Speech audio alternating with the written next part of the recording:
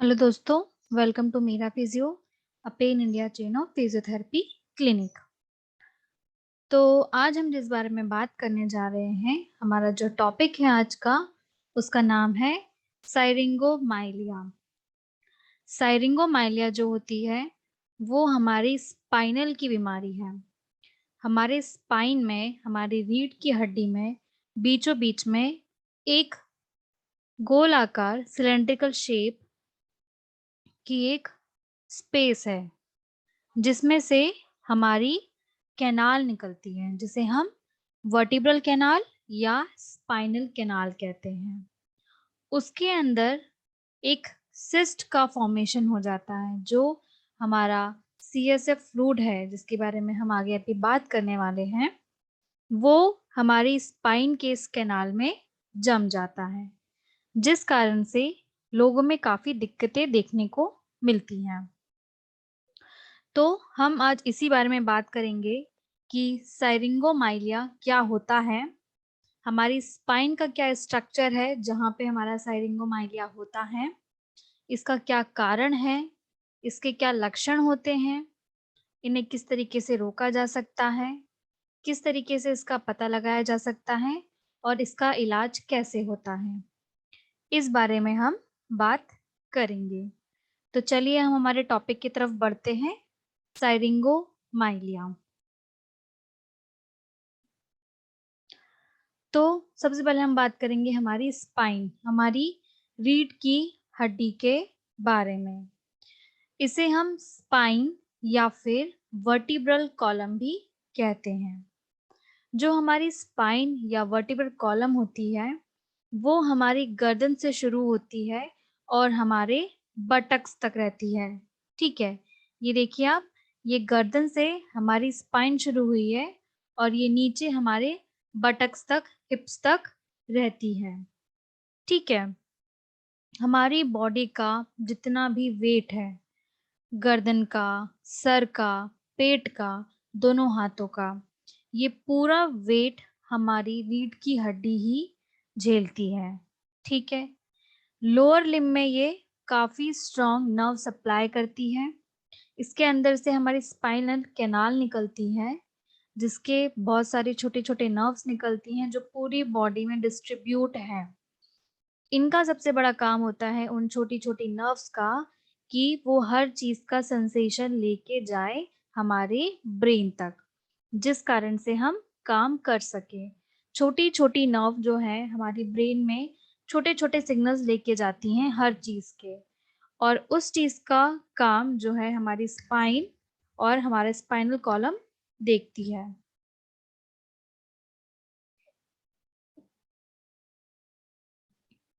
तो हमारी जो स्पाइन होती है, वर्टिब्रल कॉलम जो होती है, वो हमारे हेड का, नेक का, पेट का और अपर एक्सट्रीमिटी का वेट रखती है। एक एडल्ट इंसान में जो वर्टिब्रास होती हैं वो 33 होती हैं। ठीक है, जो 5 भागों में बटी हुई हैं।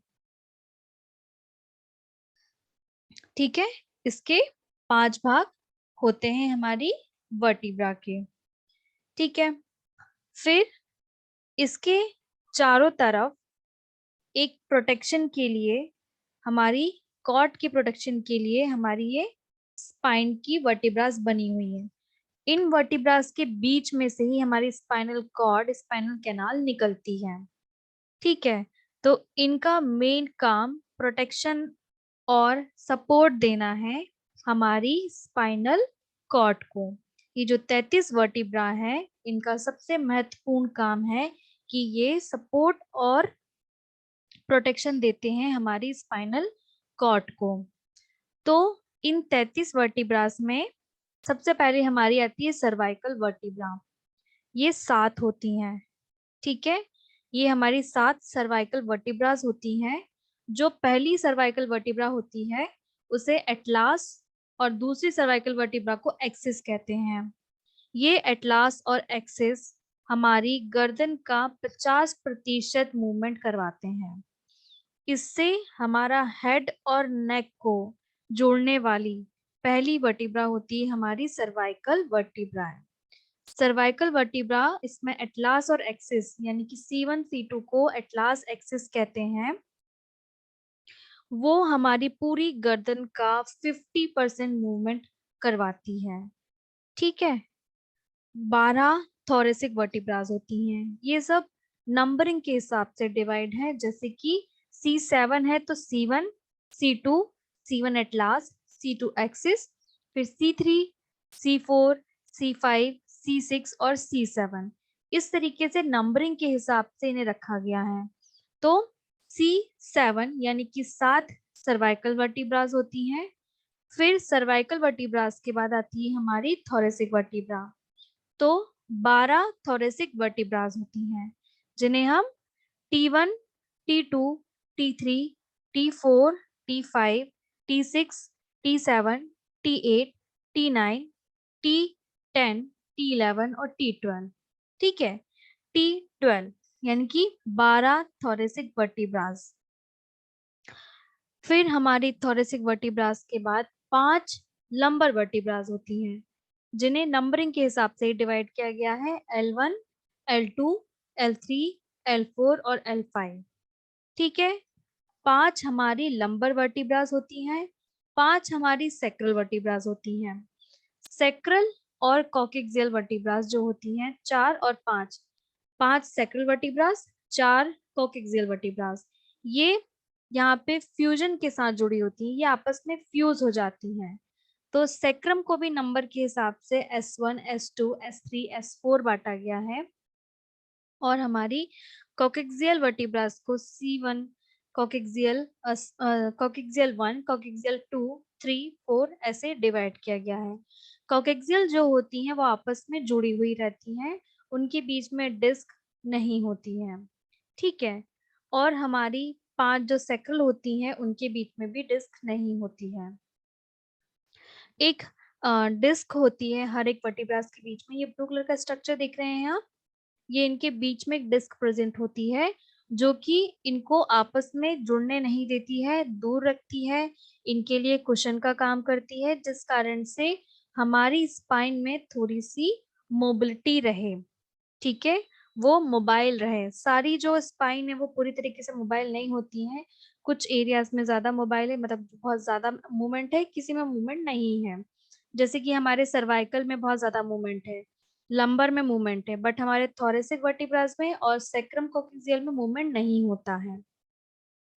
तो ये जो मूवमेंट है इसको अच्छे से प्रोड्यूस कर सके, इसलिए हर वर्टिब्रास के बीच में एक डिस्क होती है, जिसमें जिससे बहुत सारी नर्व्स ही बाहर निकलती हैं, वो कुशन का काम करती है नर्व्स के लिए भी, कि जो गद्दे नुमा स्ट्रक्चर देती हैं, जिससे आसानी से वहां से नर्व्स निकल सके और हमारे हाथ पैरों में सप्लाई हो सके।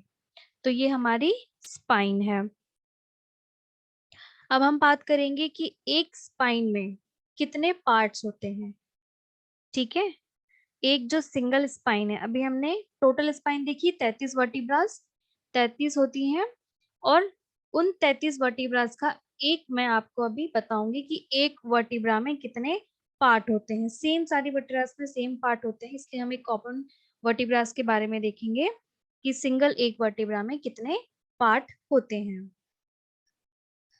तो सबसे पहले जो हमारी वर्टिब्रास हैं उनको हम एंटीरियर और पोस्टीरियर के बिहाफ में देखते हैं। एंटीरियर साइड ये होता है, यानी कि अगर हम सामने की तरफ से जो फेस के साइड का हिस्सा है वो होता है एंटीरियर साइड। पीछे की तरफ इस तरीके से नॉच होती है, एक नुकीला टाइप का आकार जो रहता है पीछे की तरफ रहता है। ठीक है, तो दो हिस्सों में हमारी स्पाइन की वर्टिब्रा है, एंटीरियर और पोस्टीरियर। इसके बाद इसमें बॉडी होती है एंटीरियर साइड में। ठीक है, ये आप देख रहे हैं, ये है बॉडी, एंटीरियर साइड में ही इसकी बॉडी होती है।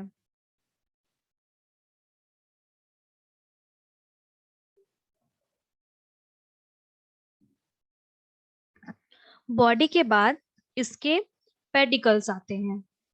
पोस्टीरियर साइड में एंटीरियर और पोस्टीरियर के बीच में रहते हैं पेडिकल्स। एंटीरियर पार्ट में होती है बॉडी, बॉडी के बाद आते हैं पेडिकल्स, ठीक है। इसे हम वर्टिब्रल आर्च भी कहते हैं।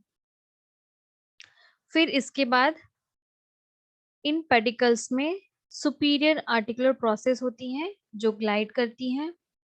फिर ट्रांसवर्स प्रोसेस होती हैं, ठीक है।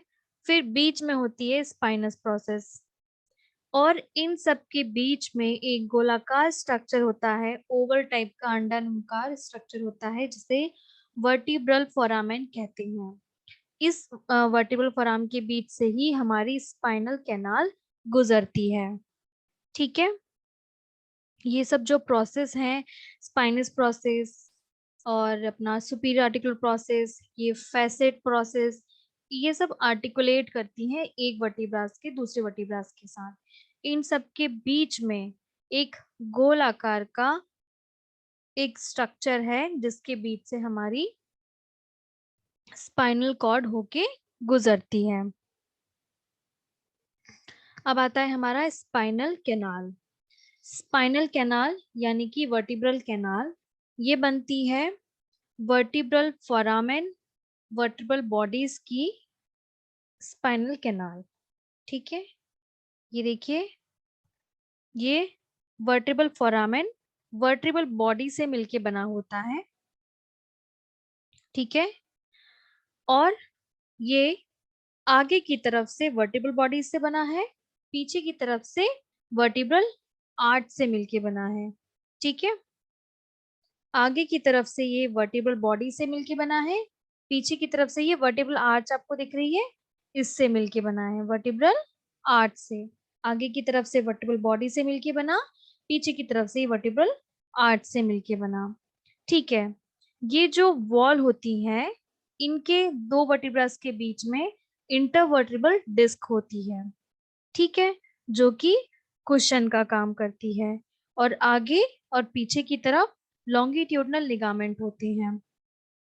ये देखिए, ये आगे की तरफ हमारे एंटीरियर लॉन्गिट्यूडनल लिगामेंट होते हैं, पीछे की तरफ हमारे पोस्टीरियर लॉन्गिट्यूडनल लिगामेंट होते हैं, और ये बीच में है इंटरवर्टिब्रल डिस्क।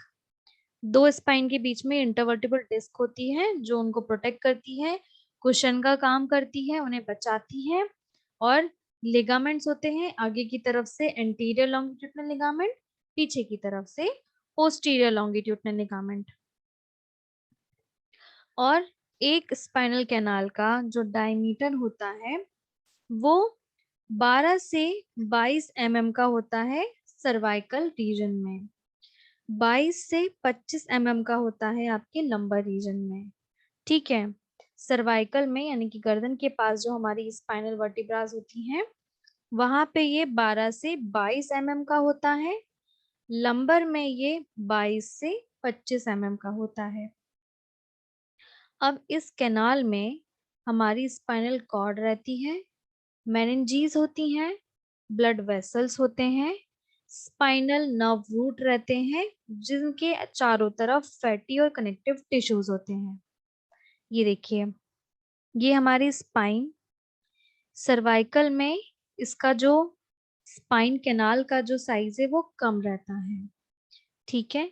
नीचे आने पर लंबर में इसका साइज देखिए बढ़ गया है, यानी कि सर्वाइकल में इसका साइज था 12 से 22 का, इसके बाद लंबर में आके इसका साइज हो गया 22 से 25 का।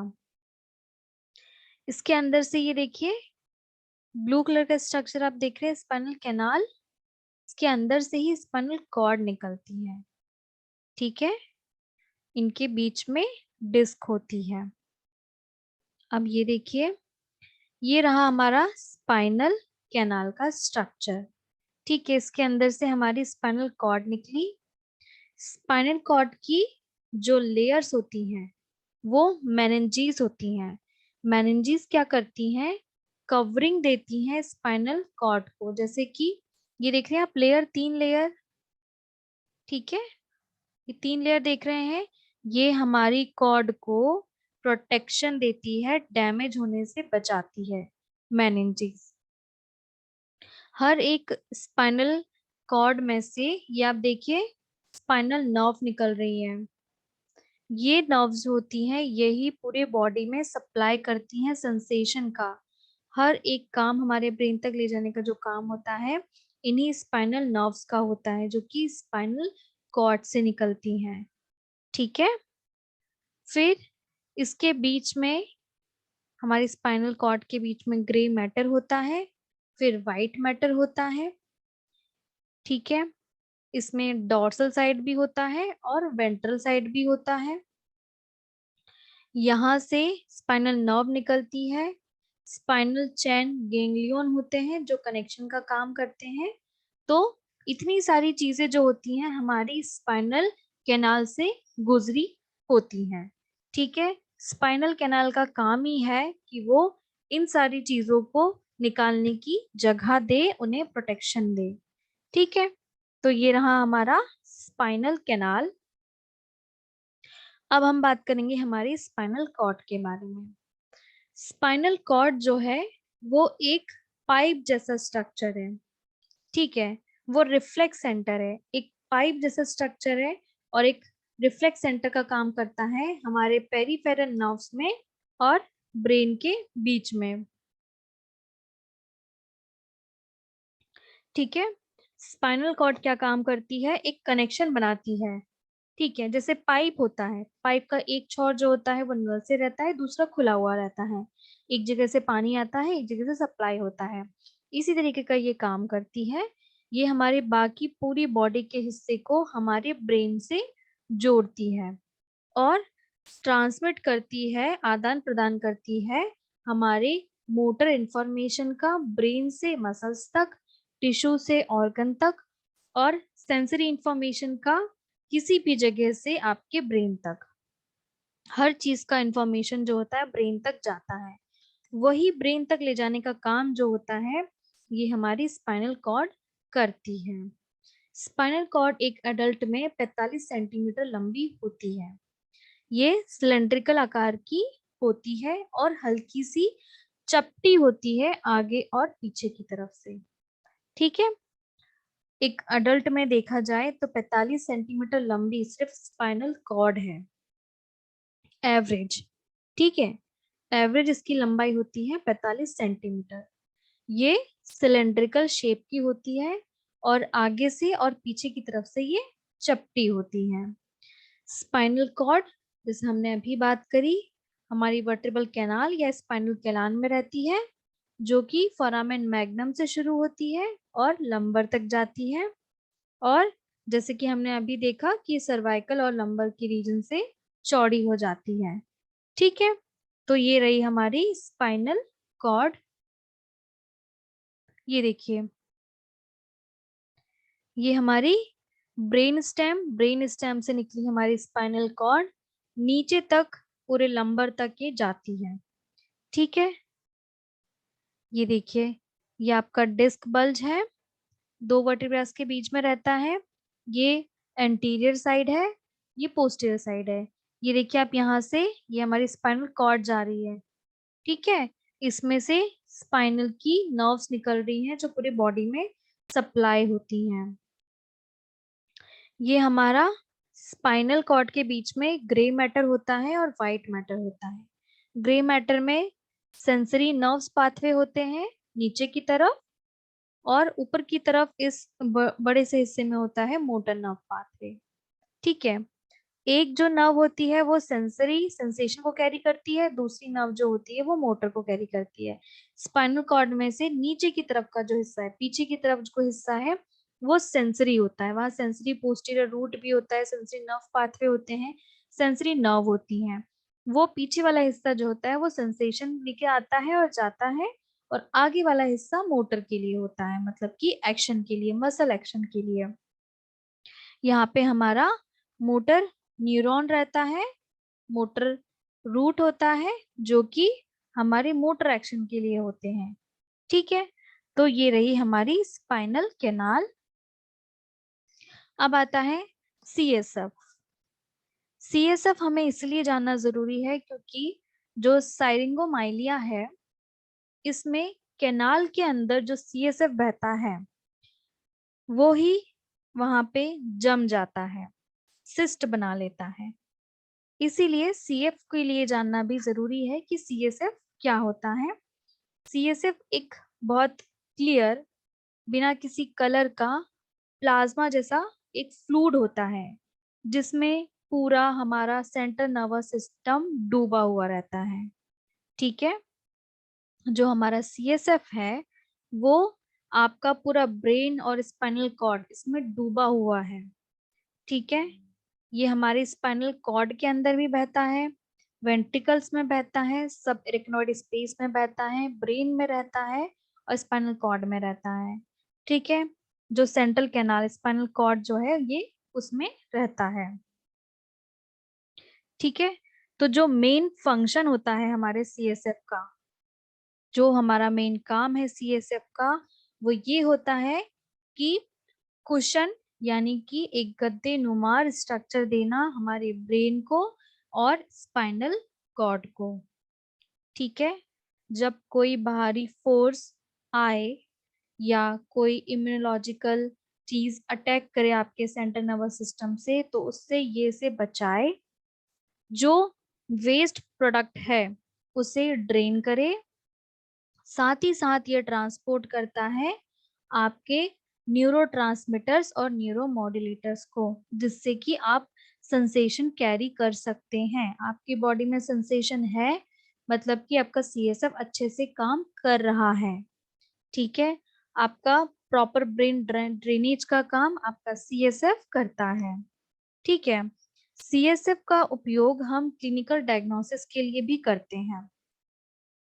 बहुत जैसे कुछ बीमारियां होती हैं जिनका पता करने के लिए हम सीएसएफ कलेक्ट करते हैं, तो उसे लंबर पंक्चर की प्रक्रिया कहते हैं। उसमें सब एरिकनॉइड स्पेस से आपका सीएसएफ कलेक्ट किया जाता है, लंबर रीजन से, कमर के साइड से। तो जो साइरंगोमाइलिया के पेशेंट होते हैं उनमें स्पाइनल कैनाल में जो सीएसएफ प्रेजेंट है वो जम के सिस्ट बना लेता है और कंप्रेशन डालने लगता है वहां की नर्व्स पे, नर्व रूट पे।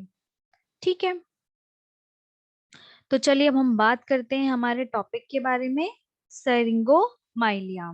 साइरिंगोमाइलिया जो होता है ये बहुत रेयर कंडीशन है। ये एक न्यूरोजेनिक डिसीज है पर काफी रेयर देखने को मिलती है। ठीक है, इसमें आपकी जो स्पाइनल कॉर्ड है वो डैमेज हो जाती है, क्योंकि वहां पे एक सिस्ट फॉर्म हो जाता है।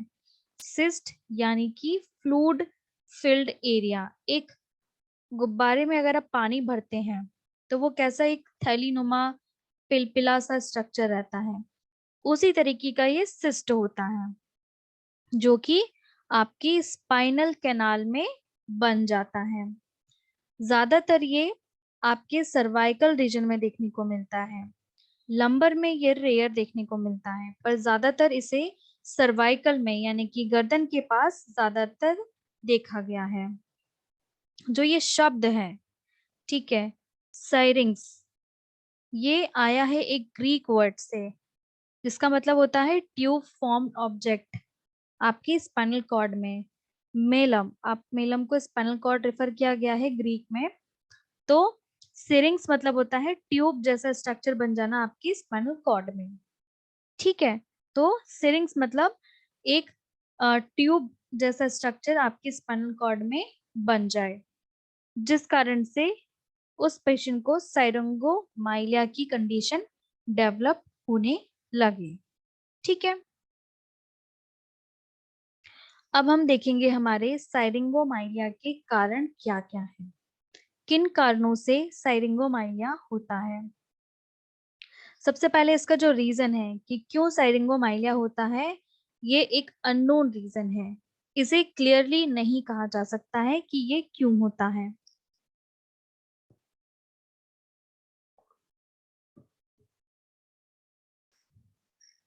इसका रीजन जो है क्यों होता है और कैसे होता है ये अभी तक नहीं पता चल पाया है। पर जब ये डेवलप होता है तो आपका जो सीएसएफ है, सेरिब्रोस्पाइनल फ्लूइड जो है, ये उसमें भर जाता है।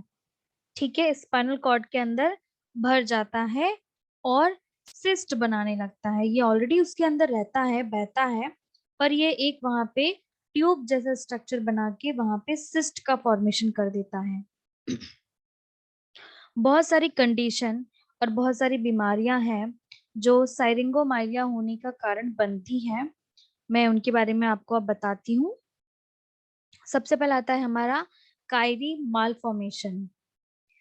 कायरी मालफॉर्मेशन एक ऐसी कंडीशन होती है ब्रेन की जिसमें आपकी जो स्पाइनल कैनाल होती है वो ऊपर की तरफ उभर के आ जाती है, प्रोट्यूड हो जाती है। ठीक है, वो ऊपर की तरफ हमारी स्पाइनल कैनाल जो है वो ऊपर की तरफ उभर के आ जाती है,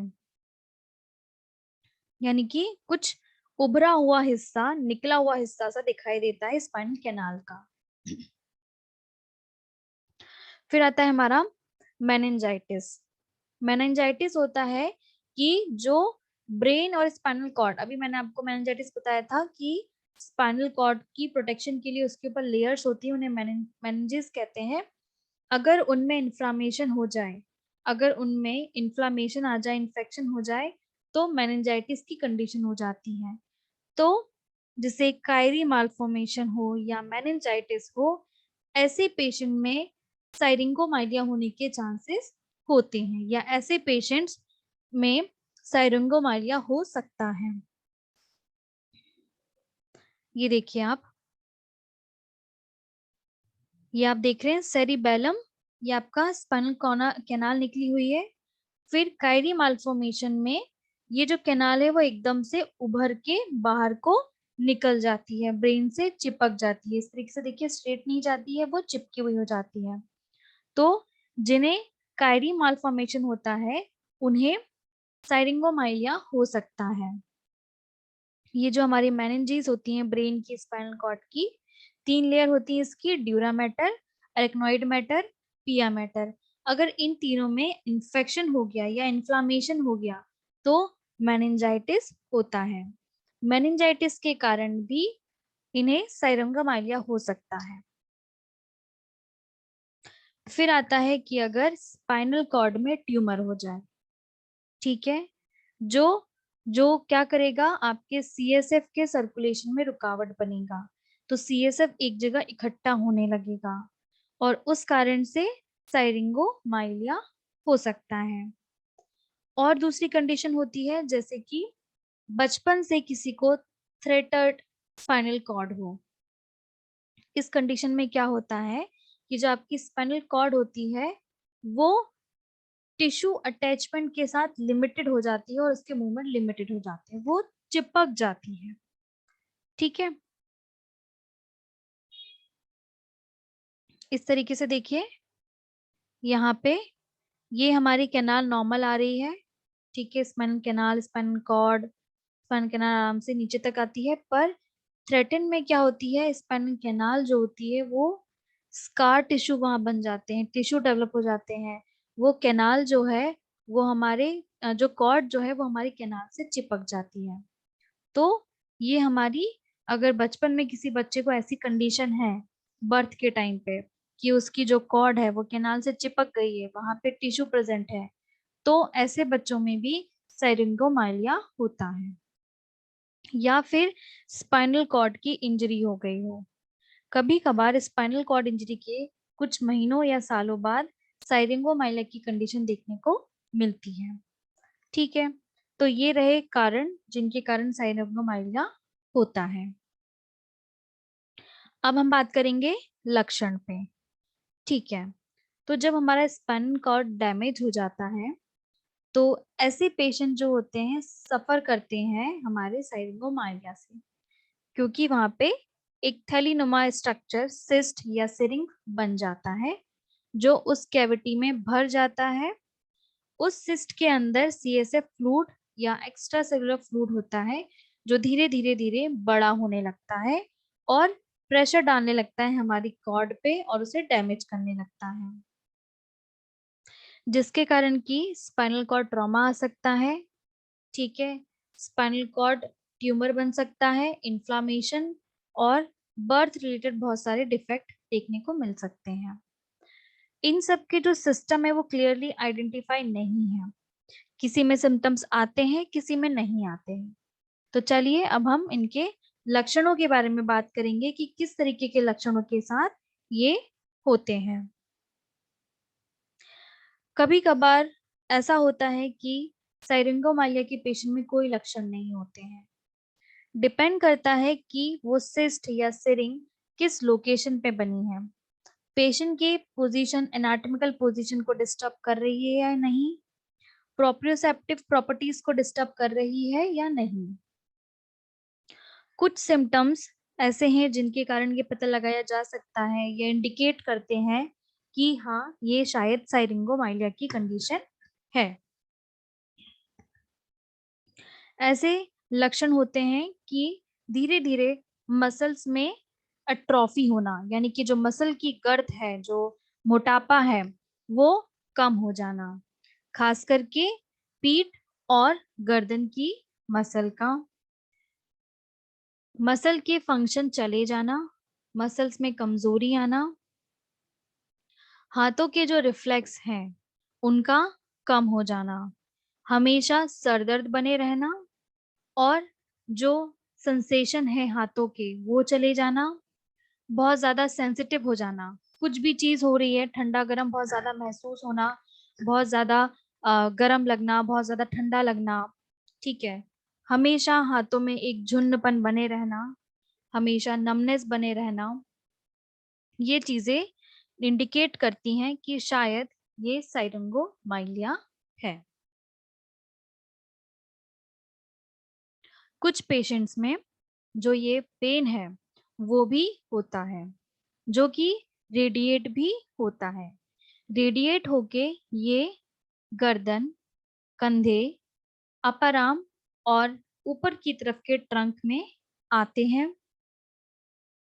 उनके जो मूवमेंट होंगे हाथ पैरों के वो कोऑर्डिनेटेड नहीं होंगे, कहीं हाथ जाएगा एक, कहीं दूसरा हाथ जाएगा। आप उनसे कहेंगे सीधा हाथ उठाइए, वो नहीं उठा पाएंगे, वो टेढ़ा टेढ़ा भगाएंगे हाथ। तो कोऑर्डिनेशन चला जाता है, हाथ बहुत जकड़े हुए रहते हैं, जकड़ी हुई मसलें रहती हैं, वो कॉन्ट्रैक्शन नहीं कर पाती हैं अपनी इच्छा से मसल्स। हमेशा सिर चकराने जैसा लगना और निस्टैग्मस जैसी चीजें आना, यानी कि आंखों का जो मूवमेंट है वो बदल जाना, बार बार आंखें अंदर ऊपर नीचे होना, साइड टू साइड मूव होना। तो या तो चक्कर बने रहना, आंखों का बार बार निस्टैग्मस साइन देना, बार बार ऊपर नीचे होना, आगे पीछे होना। कुछ पेशेंट में फेशियल सेंसरी इम्पेयरमेंट होता है, यानी कि किसी किसी में पूरे फेस के सेंसेशन चले जाते हैं, उन्हें फेस पे कुछ महसूस नहीं होता है। किसी किसी पेशेंट में आधे फेस के जाते हैं, किसी किसी में दोनों तरफ फेस में चले जाते हैं। ठीक है, तो इस तरीके के लक्षण दिखाई देते हैं। अब हम हर एक लक्षण के बारे में बात करते हैं कि जो हमारे सेंसरी लक्षण होंगे वो कैसे होंगे। तो सेंसरी लक्षण में क्या होगा, सबसे पहले डिस एसोसिएट सेंसरी लॉस होगा। जो सिरिंग बन गया है, जो सिस्ट बन गया है, वो आपको बार बार इंटरप्ट करेगा। ठीक है, जो डीकैसेटिंग स्पाइनोथैलेमिक फाइबर होते हैं, जो कि दर्द, टेम्परेचर सेंसिटिविटी, इन सब के लिए महत्वपूर्ण होते हैं, उनको अब ये सिस्ट परेशान करने लगता है, जिसके कारण उनके सेंसेशन जो है वो चले जाते हैं, हल्का सा टच भी वो महसूस नहीं कर पाते हैं, वाइब्रेशन महसूस नहीं कर पाते हैं, कहाँ हाथ है कहाँ पैर है ये पोजीशन भी नहीं बता पाते हैं। अगर सिरिंग्स जो है वो आपके स्पाइनोथैलेमिक फाइबर्स को परेशान करने लगा है, इरिटेट करने लगा है, तो अगर आप ऐसे पेशेंट से पूछेंगे कि आपका हाथ कहाँ है, राइट हैंड कहाँ है, वो नहीं बता पाएंगे। ठीक है, अगर धीरे धीरे वो जो सिस्ट बना है वो बड़ा होने लगा, तो वो आपके पोस्टीरियर कॉलम्स को भी इन्वॉल्व कर लेगा, जिस कारण से पेशेंट में पोजीशन और वाइब्रेशन के सेंस जो होते हैं पंजों में वो चले जाएंगे। साथ ही साथ वो ये आइडेंटिफाई नहीं कर पाएंगे कि उन्हें कुछ फील हो रहा है पंजों में या हाथों में या नहीं।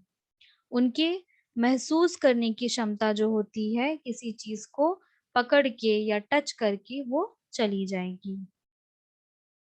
हमेशा दर्द बना रहेगा दोनों हाथों में और सेंसेशन भी चले जाएंगे। ठीक है, हमेशा दर्द बने रहेगा, सेंसेशन चले जाएंगे और साथ ही साथ उन्हें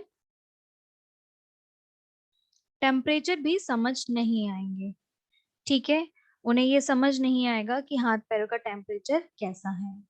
एक शॉल जैसा स्ट्रक्चर उनके शोल्डर और आगे की तरफ की छाती में देखने को मिलेगा। ये देखिए, ये शॉल जैसा स्ट्रक्चर बन जाता है पेशेंट में इनके शोल्डर की तरफ और आगे की तरफ की छाती में। ठीक है, अब ऐसे पेशेंट्स में बहुत एबनॉर्मल पेन होता है।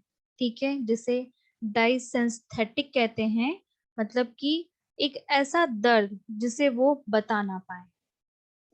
सबसे ज्यादा कॉमन कंप्लेन होती है ऐसे पेशेंट की, साइरिंगोमाइलिया के पेशेंट की, कि उन्हें एक ऐसा अजीब सा दर्द बना हुआ है जिन्हें वो नहीं एक्सप्रेस कर पा रहे हैं, जो अक्सर उनकी गर्दन और शोल्डर में रहता है और रेडिएट होके हाथों में और ट्रंक में जाता है। ये जो डिस्कम्फर्ट है कभी कभार इतना ज्यादा एक्सपीरियंस्ड होता है कि वर्स हो जाता है, सीवियर कंडीशन में बन जाता है।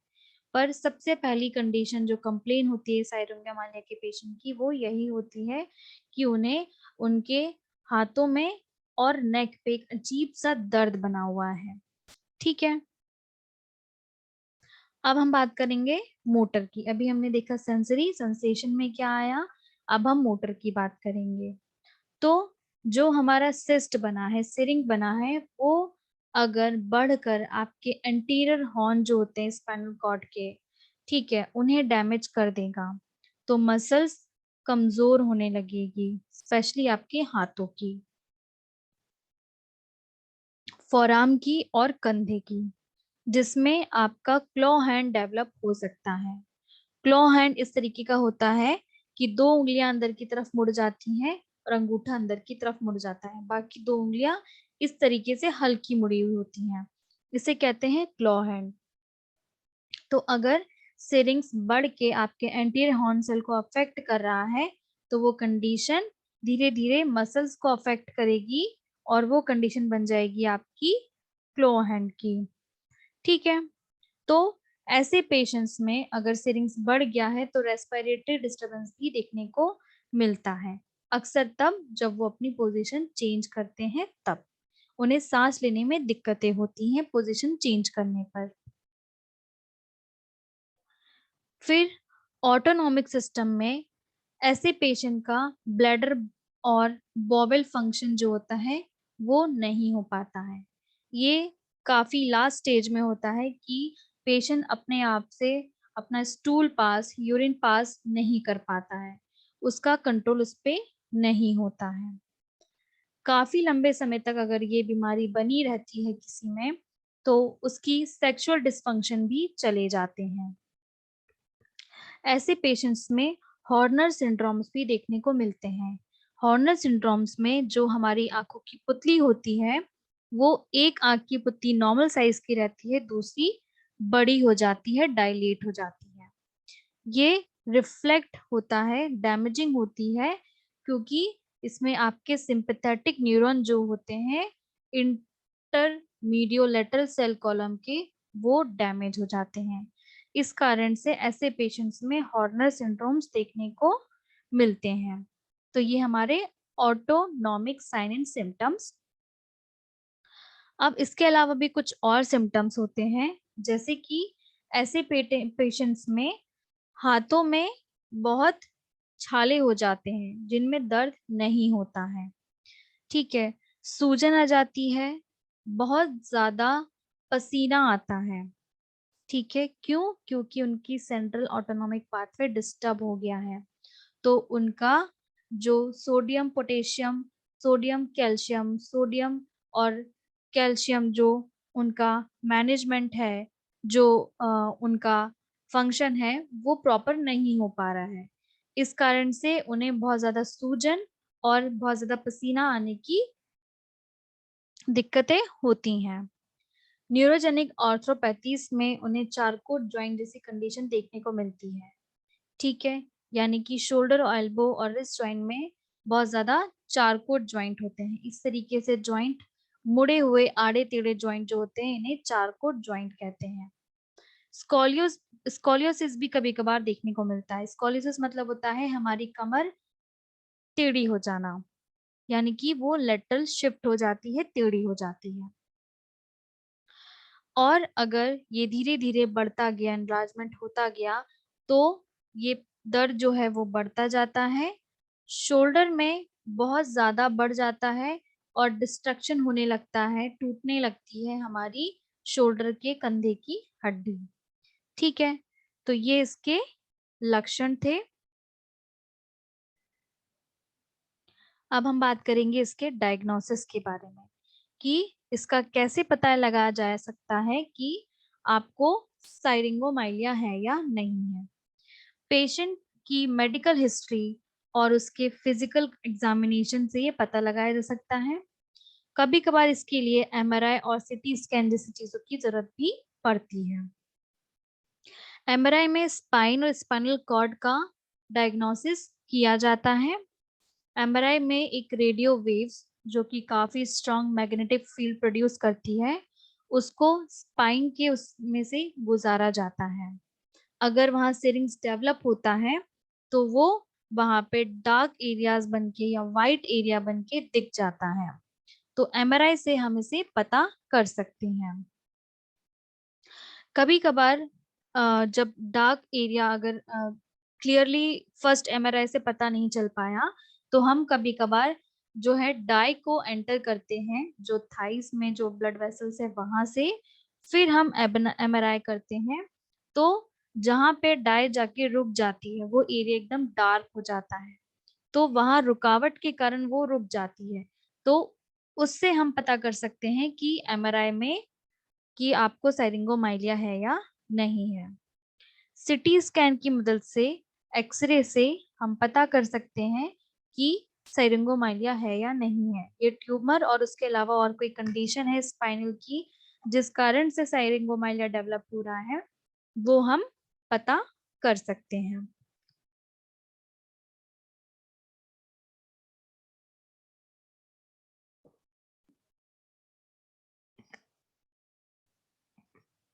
अब आता है सर्जिकल ट्रीटमेंट। अगर साइरिंगोमाइलिया के जो सिम्टम्स आ रहे हैं, जो लक्षण आ रहे हैं, वो लाइफ में इंटरफेरेंस डाल रहे हैं और ये सिम्टम्स धीरे धीरे खराब होते जा रहे हैं, तो डॉक्टर रिकमेंड करेगा आपको सर्जरी के लिए।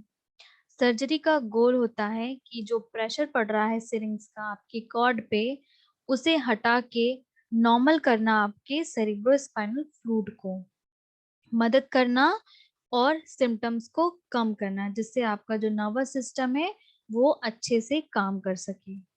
ठीक है, हमेशा जो सर्जरी होती है वो डिपेंड करती है कि कारण क्या है आपके साइरिंगोमाइलिया होने का।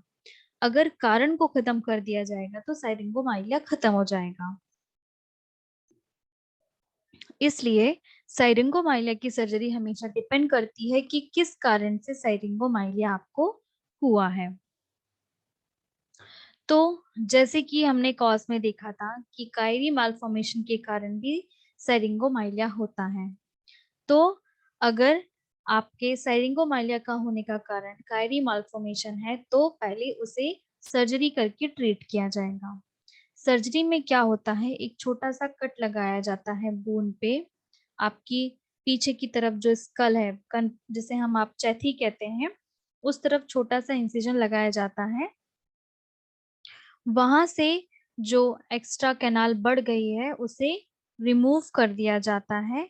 ठीक है, फिर वापस से उसे वहां जोड़ दिया जाता है, जिससे इसको रिमूव करने के बाद जो आपकी कॉर्ड पे प्रेशर पड़ रहा था वो कम हो जाता है। नॉर्मल फ्लो हो जाता है आपके सेरिब्रोस्पाइनल फ्लूइड का, और जिस कारण से अगर नॉर्मल फ्लो स्टार्ट हो गया तो प्रॉपर न्यूट्रिशन मिलने लगा, उसके बाद आपका सेरिंगोमाइलिया भी ठीक हो जाता है, रिजॉल्व हो जाता है। फिर आता है ड्रेनिंग करना साइरिंग्स की। ठीक है, इस सर्जरी को कहते हैं शंट। इसमें एक फ्लेक्सिबल ट्यूब जो होती है उसको इंसर्ट करते हैं आपके पेट में से। ठीक है, इस तरीके से देखिए, ये पेरिटोनियल कैविटी होती है पेट में से, यहाँ एक फ्लेक्सिबल कैथेड को इंसर्ट करते हैं यहाँ से। ये फ्लेक्सिबल पेरिटोनियल कैथेड जो होता है इसे हम लेके आते हैं इस जगह पे, वेंट्रिकल्स में। यहाँ पे क्या होता है, जो सिरिंज बना हुआ है, जो फ्लूइड इकट्ठा है, उसको उस ट्यूब में कलेक्ट करते हैं और बाहर निकाल देते हैं। ठीक है, तो शंट सर्जरी करके हम ड्रेन कर सकते हैं हमारे सिरिंग्स को। फिर अब इसके बाद हम अगर रिमूव कर दे उस रुकावट को, जैसे कि स्पाइनल कॉर्ड में अगर ट्यूमर आ गया है, बोन बढ़ गई है, उस कारण से भी आपका जो सीएसएफ का फ्लो है वो रुक जाएगा और वहां सिस्ट बन जाएगा। तो अगर उस ट्यूमर को, उस बोन ग्रोथ को वहां से निकाल दिया जाए तो इजीली उसका ड्रेनेज फिर से शुरू हो जाएगा। तो इस रुकावट को हटाने से भी हम सिरिंग्स को ठीक कर सकते हैं अगर कोई एबनॉर्मलिटीज हो गई हो तो। ठीक है, कुछ लोगों में स्पाइन की एबनॉर्मलिटीज होती है जिस कारण से रुकावट आती है। अगर हम उसको, जैसे कि आप, मैंने भी बताया था आपको, थ्रेटर डिसीज, यानी कि स्पाइनल कॉर्ड जो है, कैनाल जो है वो चिपक जाती है, तो अगर हम उसे रिलीज कर दे, एबनॉर्मलिटीज को ठीक कर दें, तो वो फ्लो जो होगा वो प्रॉपर हो जाएगा। तो हमेशा साइरिंगोमाइलिया की सर्जरी जो होती है वो डिपेंड करती है कि कॉज क्या है। साइरिंगोमाइलिया की सर्जरी हमेशा जो सीएसएफ का फ्लो है वो पूरी तरीके से रिजॉल्व नहीं कर पाती है, हल्का सा सिरिंग हमेशा रह जाता है। ठीक है, जिसे हम वापस से ड्रेन करके उसे निकाल सकते हैं। तो ये हमारी सर्जरी हुई। अब हम बात करेंगे इसमें इसके फिजियोथेरेपी ट्रीटमेंट के बारे में कि साइरिंगोमाइलिया के पेशेंट में किस तरीके का हम फिजियोथेरेपी ट्रीटमेंट देते हैं। जो साइरिंगोमाइलिया के पेशेंट्स होते हैं उनमें हमेशा नेक मसल्स और अपर बैक मसल्स की अच्छी स्ट्रेंथनिंग होनी चाहिए, क्योंकि सबसे कॉमन ये सर्वाइकल रीजन में देखने को मिलता है। तो अपर बैक और नेक की स्ट्रेंथनिंग जरूरी है। तो इसके लिए सबसे पहले एक्सरसाइज होती है चिन टक्स। चिन टक करने के लिए आप एक स्ट्रेट पोजीशन में खड़े हो जाएं, आपके शोल्डर पीछे की तरफ और डाउन रहेंगे, यानी कि झुके हुए। फिर आप आपकी आंखें और ठुड्डी एक लेवल पे रखेंगे, इस तरीके से देखिए, आंखें और ठुड्डी एक लेवल पे हैं।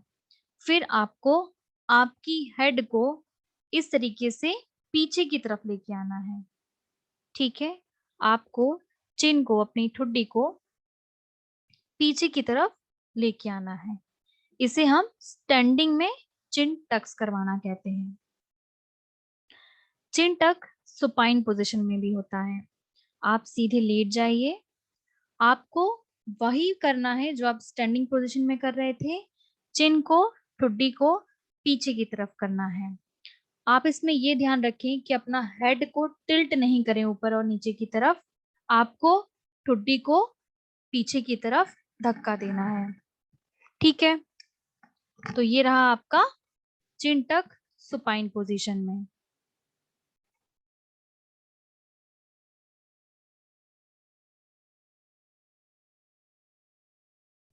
फिर आता है आपका नेक फ्लेक्शन।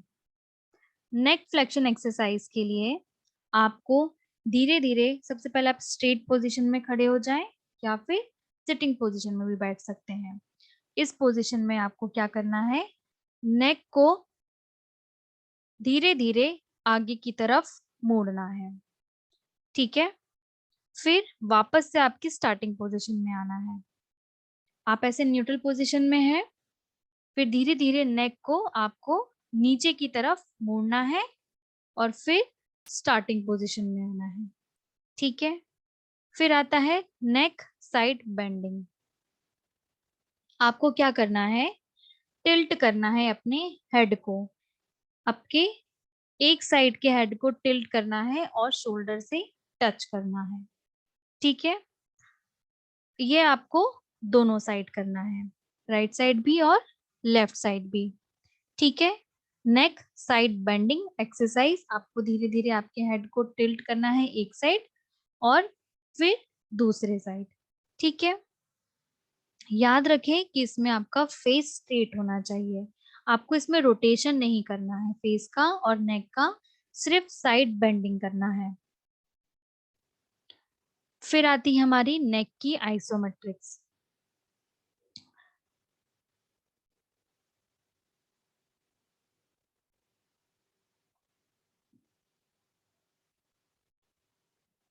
नेक आइसोमेट्रिक्स में सबसे पहला है हमारा फ्लेक्शन की आइसोमेट्रिक्स। आपको इसमें हल्का सा प्रेशर, आपकी फिंगर्स जो रहेंगी आपके फॉरहेड पे रहेंगी और आपको रेजिस्टेंस लगाना है, आपको रोकना है आपके हेड को नीचे लेके आने से। ठीक है, इस तरीके से सामने की तरफ फॉरहेड पे हाथ रहेगा, आपको आगे की तरफ अपने हेड को जाने से रेजिस्टेंस देना है। ठीक है, आपके फॉरहेड पे आप दोनों हाथ रखेंगे और फ्लेक्शन करेंगे और आपको रोकना है उस फ्लेक्शन को होने से। तो ये हुआ आपका नेक का आइसोमेट्रिक फ्लेक्शन। फिर आता है आइसोमेट्रिक एक्सटेंशन। अभी हम अपना हाथ आगे फॉरहेड पे रखे हुए थे, अब हम अपना हाथ पीछे हमारी कनपट्टी पे रखेंगे और वहां से आपको पीछे जाने से रुकना है गर्दन को। ये देखिए, हम इस तरीके से पीछे रखेंगे हाथ और मूवमेंट होगा कि गर्दन पीछे को लेके जाना है, पर आपको उस मूवमेंट को रोकना है। ठीक है, तो वो हुआ आपका एक्सटेंशन आइसोमेट्रिक। फिर आता है साइड बेंडिंग को रोकना। अभी हम जो साइड बेंडिंग मूवमेंट कर रहे थे उसी में आप कान के ऊपर अपना एक हाथ रखें और अपने नेक को साइड बेंड होने से खुद रोकें। ठीक है, ये आप दोनों साइड करें, राइट साइड भी और लेफ्ट साइड भी। तो ये हुआ आपका साइड बेंडिंग आइसोमेट्रिक्स। फिर आता है आपका लोअर नेक और अपर बैक स्ट्रेच। इसमें आपको स्ट्रेच करना है आपके अपर बैक और लोअर नेक को। आप ऐसे हाथों को स्ट्रेच करके बॉडी से दूर लेके जाएं और दोनों हाथों को आपस में पकड़ लें। फिर जेंटली आप खुद से हाथों को दूर करें। ठीक है, तो आपको स्ट्रेच फील होगा आपके कंधे पे। ठीक है, और जेंटली फिर क्या करें, अपने हेड को आगे की तरफ मोड़ें। ठीक है, पहले क्या करें, दोनों हाथों को बॉडी से दूर करें, आपस में दोनों हाथ पकड़ लें, फिर एक्स्ट्रा स्ट्रेच दें। ठीक है, आगे की तरफ हाथों को पकड़ के लेके जाएं तो आपको शोल्डर साइड में कंधे में स्ट्रेचिंग फील होगी और फिर उसके बाद आप अपने गर्दन को आगे की तरफ हल्का सा मोड़ लें तो आपको एक्स्ट्रा स्ट्रेचिंग फील होगी। इस पोजीशन को होल्ड करके रखें और फिर रिपीट करें। तो ये हुआ आपका लोअर नेक और अपर बैक स्ट्रेच। फिर आता है आपका मिड बैक स्ट्रेच। इसमें आप आपके नील पोजीशन पे बैठ जाएं, यानी कि इस तरीके से आपके जो घुटने हैं वो मुड़े हुए रहेंगे, एंकल और लेग और घुटनों के ऊपर आपको बेंड होके नील पोजीशन में बैठना है और फिर खुद को आगे की तरफ झुका ले, हाथ आगे की तरफ रहेंगे फ्लोर पे और आपके कंधे से दूर रहेंगे तो आपको कंधों पे हल्का सा स्ट्रेच फील होगा। हेड को दोनों हाथों के बीच में रेस्ट करने दें। फिर चेस्ट को धीरे धीरे जमीन की तरफ लगाएं। ठीक है, जितना हो सकता है उतना आप अपने चेस्ट को जमीन पे लगाएं तो आपको आपके बैक में, अपर बैक में स्ट्रेच फील होगा। ठीक है, तो ये हुआ आपका मिड बैक स्ट्रेच। नील पोजीशन में आपको ये स्ट्रेच करना है बैक मिड बैक स्ट्रेच। फिर है दूसरा शोल्डर रोल। आप कंफर्टेबली बैठ जाएं, दोनों जो पंजे हैं वो कंफर्टेबली रहें, शोल्डर दूर रहें। फिर आपको क्या करना है कि शोल्डर को रोल करके आगे लाना है और पीछे लेके जाना है। एक सर्कुलेशन मूवमेंट जो होता है शोल्डर का वो करना है। देखिए इस तरीके से रोल करना है तो आपका कंधा आगे जाएगा, फिर रोल करके उसे पीछे लाना है। ठीक है, तो ये होता है शोल्डर रोल। ये आप स्टैंडिंग में भी कर सकते हैं और सिटिंग में भी कर सकते हैं। फिर आपकी एक्सरसाइज आती है वॉल पुशअप। इसको करने के लिए आप दीवार के पास खड़े हो जाएं। आपके और दीवार के बीच में 12 से 24 इंचेस की दूरी होनी चाहिए। ठीक है, अगर इस एक्सरसाइज को करते टाइम आपको दर्द महसूस हो तो इसे ना करें। दोनों हाथ जो है आप वॉल पे रखें और वो दूर दूर रखें, यानी कि शोल्डर लेवल के बाहर।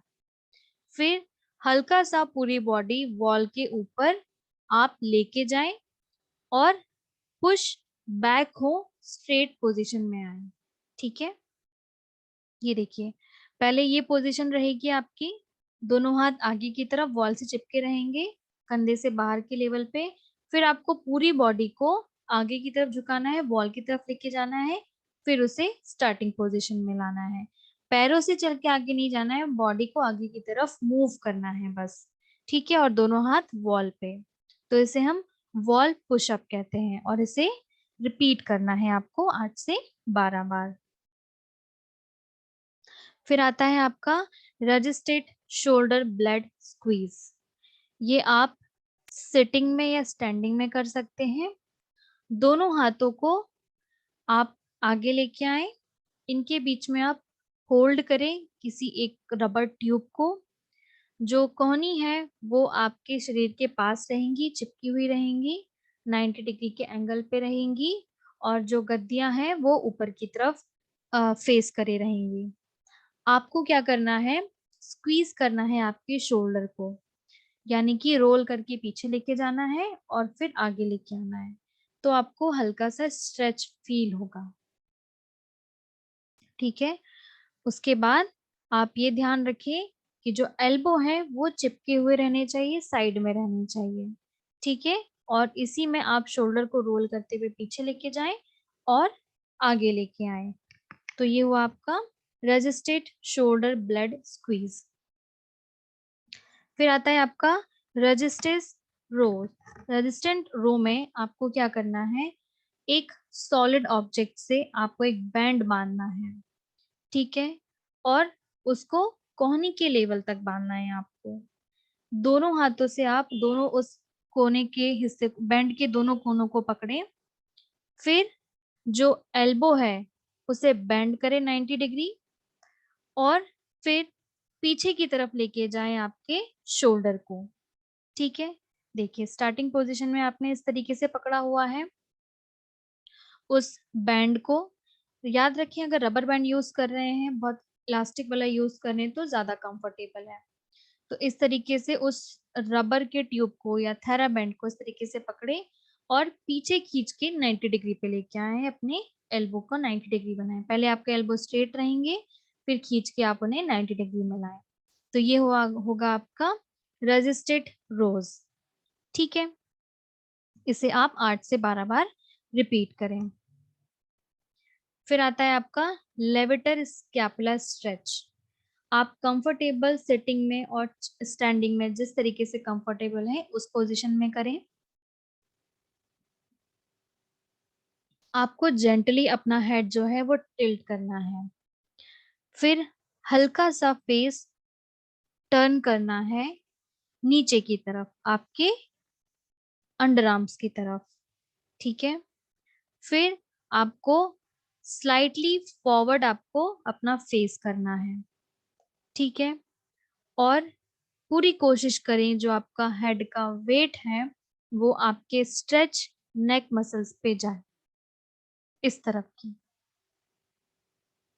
आपको बेंड होना है एक साइड और अपने आर्मपिट की तरफ देखना है, यानी कि अंडर आर्म्स की तरफ देखना है।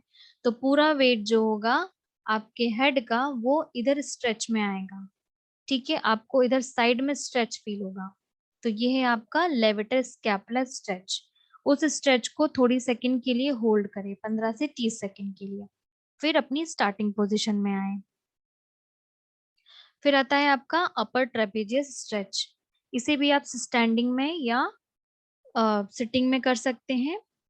ये जो स्ट्रेच है वो काफी अच्छा रिजल्ट लेके आता है शोल्डर के लिए, बैक मसल्स के लिए और आगे की थोरैक्स मसल्स के लिए।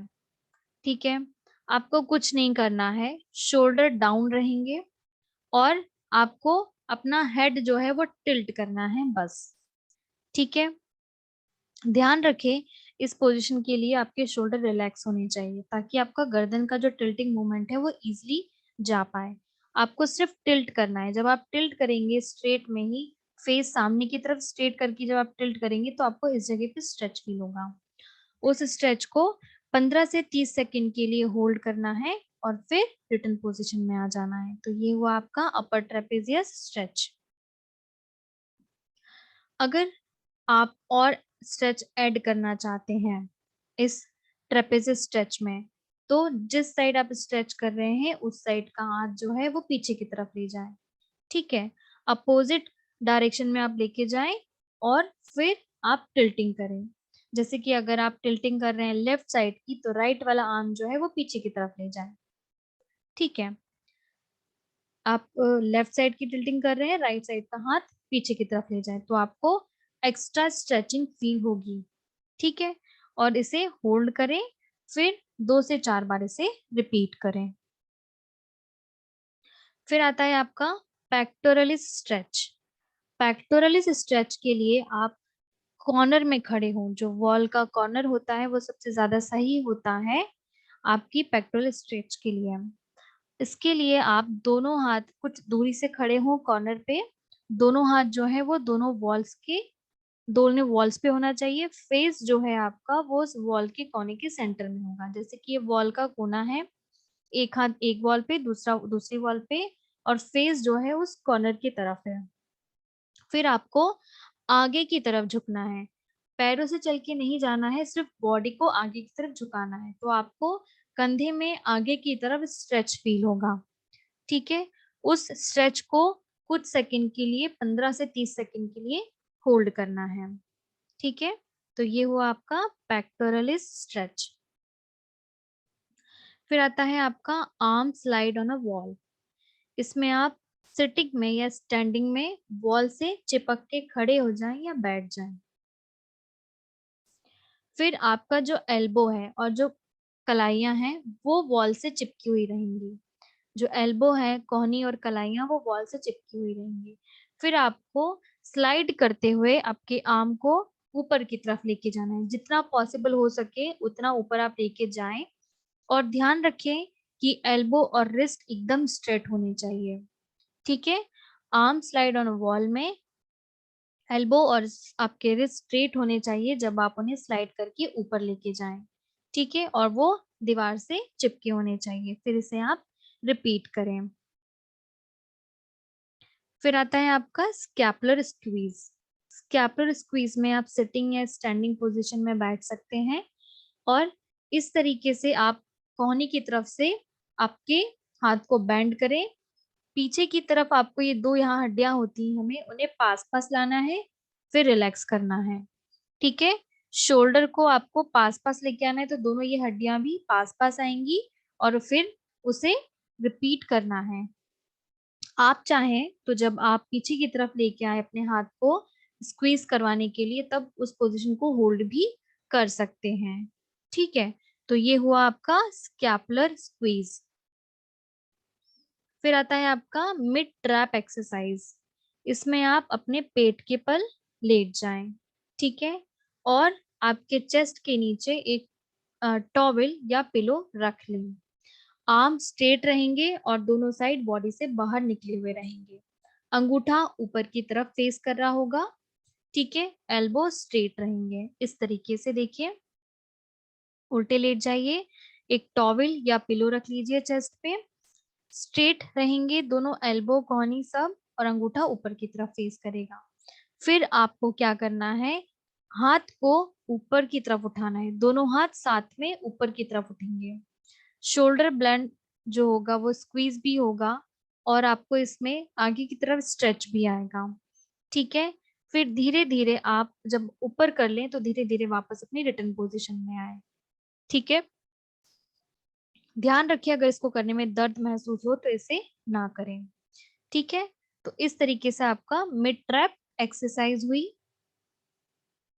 फिर आता है आपका थोरेसिक स्ट्रेच। थोरेसिक स्ट्रेच के लिए आप फ्लोर पे सिटिंग में बैठ जाएं, दोनों लेग आपके स्ट्रेट रहेंगे, आपके सामने रहेंगे। फिर दोनों हाथ जो है वो थाइस के पास रहेंगे। फिर आपको क्या करना है, आपकी गर्दन, सर और पेट की तरफ से आपको आगे की तरफ झुकना है। तो आपको यहाँ थोरेक्स पे स्ट्रेच महसूस होगा। ठीक है, जो आपका थोरेक्स एरिया है वहां आपको स्ट्रेच महसूस होगा।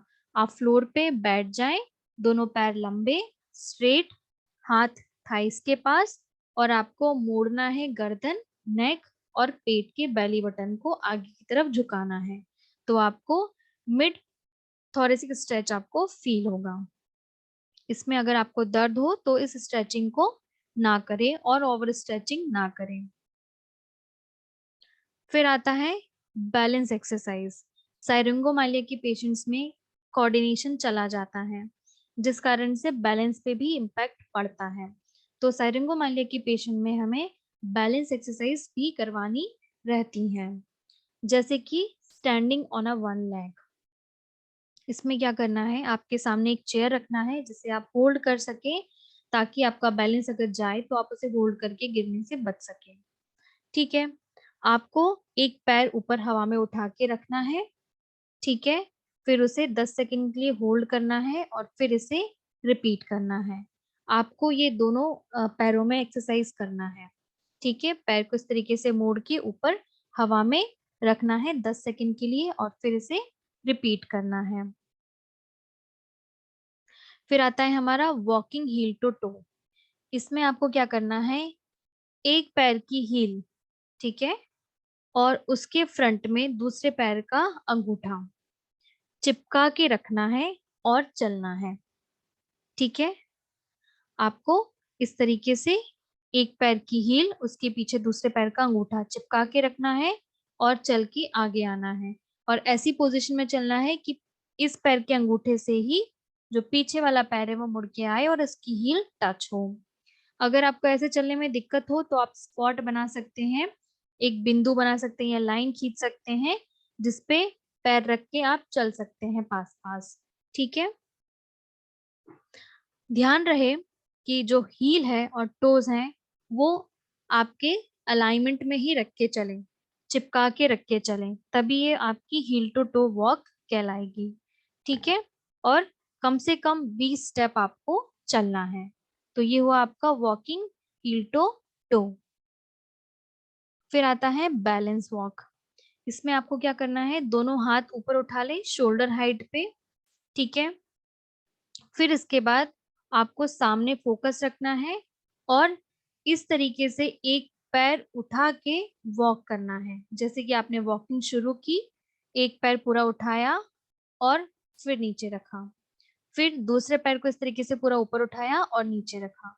तो एक मार्च प्रेस करते हुए, जैसे कि आर्मी पर्सन जो होते हैं मार्च प्रेस करते हैं, परेड करते हैं, उस तरीके को करते हुए आपको वॉक करनी है। ठीक है, आप चाहें तो जब आप अपना पैर उठाते हैं ऊपर की तरफ लाते हैं तो कुछ 1 सेकंड के लिए उसे होल्ड कर सकते हैं। ठीक है, जब आप पैर ऊपर उठा के लाते हैं तो कुछ 1 सेकंड के लिए उसे होल्ड कर सकते हैं, फिर मार्च प्रेस करें और इसे आपको 20 स्टेप तो रिपीट करना है। ठीक है, तो ये हुआ आपका बैलेंस वॉक। फिर आता है आपका बैक लेग रेजेस। इसमें आप सामने एक चेयर रखें ताकि आप उसे होल्ड कर सकें। ब्रीथ ले स्लोली, ब्रीथ आउट करें, फिर पीछे की तरफ आपके पैर को लेके जाएं। आप चाहे तो नी से भी बेंड कर सकते हैं और चाहे तो स्ट्रेट भी उठा सकते हैं, और आगे की तरफ फॉरवर्डली नहीं जाना है, सिर्फ पैर को आपको उठाना है। ठीक है, इस तरीके से देखिए, पैर पीछे की तरफ लेके जाना है, आगे की तरफ आपको फॉरवर्डली नहीं जाना है। ठीक है, पैर पीछे की लेके जाना है, वहां आप कुछ सेकंड के लिए उसे होल्ड करें और वापस से रिटर्न पोजीशन में आए। तो ये हुआ आपका back leg raises. Side leg raises, इसमें सेम वही हमें प्रोसीजर अपनाना है। एक चेयर रखिए, उसे होल्ड करें। अभी हम पीछे की तरफ पैर लेके जा रहे थे और हम चेयर के साइड में फेस करके हुए खड़े थे, बट हम अब चेयर के साइड में फेस करके खड़े होंगे। ठीक है, यानी कि अगर हमें हमारा लेफ्ट लेग उठाना है तो हम राइट हैंड साइड से खड़े होंगे। ठीक है, फिर आपको लेग को आपकी बॉडी से दूर लेके जाना है बाहर की तरफ और फिर वापस उसी पोजीशन में आना है। जब आप पैर ऊपर की तरफ लेके जाएंगे, बाहर की तरफ करेंगे, तो उस पोजीशन को होल्ड करना है और फिर इसे रिपीट करना है। तो ये हुआ आपका साइड लेग रेजेस। तो ये हमारा आज का टॉपिक है साइरिंगोमाइलिया, जिसमें आज हमने स्पाइन के बारे में जाना। साइरिंगोमाइलिया कैसे होता है ये जाना, इसके क्या लक्षण हैं, इसके क्या कारण हैं और इसका क्या इलाज है और इसका क्या फिजियोथेरेपी मैनेजमेंट है, हमने इस बारे में आज देखा। तो मैं आशा करती हूँ कि आपको ये पसंद आया हो। आप सभी स्वस्थ रहें और हेल्दी रहें। Thank you so much.